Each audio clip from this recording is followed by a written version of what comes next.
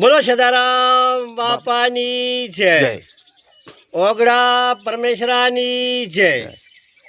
હવે આપણી ઠાકોર સમાજના ઠાકોર વિષય, ઠાકોરની સમાજ વિષય ઓગડા પરમેશ્વરાને અહીંયા બંધાણ કર્યું, બરાબર.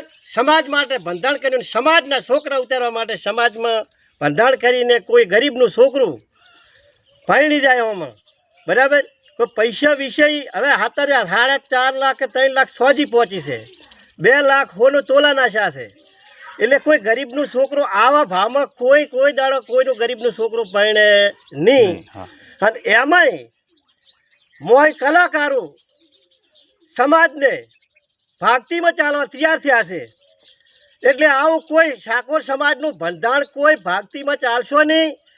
અને હોમાં તરફ આર્યું વધે એવું પરિતન રાખો, એવું હવના મનમાં વિચારો અને ઠાકોર સમાજમાં થોડી ઘણી આગળ આવે. ઠાકોરાને ઘરે હોક ના હોય, કોઈને ડીજે જોવે છે, કોઈને પેલી ગાડીઓ જોવે છે ઊભું રહેવા, અને વસમાં સોળિયું ઊભી કરે સહમાં પહેરેલી. એટલે આવું કોઈ વિચારશો નહીં. અને જે કરો એ સારું કરો, કોઈ સમાજ વિશે ભક્તિમાં ચાલશો નહીં.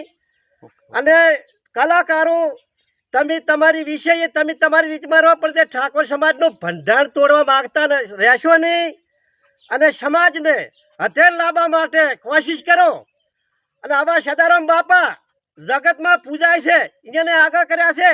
ઓગળો પરમેશ્વર પોચે ભગવાન છે. એ ભગવાનને ખોટો એ જે ભગવાન મોરે કર્યા છે એની ભક્તિમાં જ રાખશો નહીં. અને એને આગળ વધારો, સદારામ બાપાને આગળ વધારો. અને સમાજ વિષયનું તોડવાનો વિષય કોઈ રાખશો નહીં. અને સમાજ હથે લાવે એવો વિચારણ કરો. અને તો હાવ સૌ સાહતાર ભગવાનનો પરમાત્માને ભોળાનાથને ઓગડા પરમેશ્વરાને અને કૃષ્ણ ભગવાન દ્વારકાવાળાને મોર રાખો, તો કોઈ દાડા તમારી હાર નહીં આવે. જય સદારામ બાપાની જય, ઓગડા પરમેશ્વરાની જય, જોગ માયાની જય.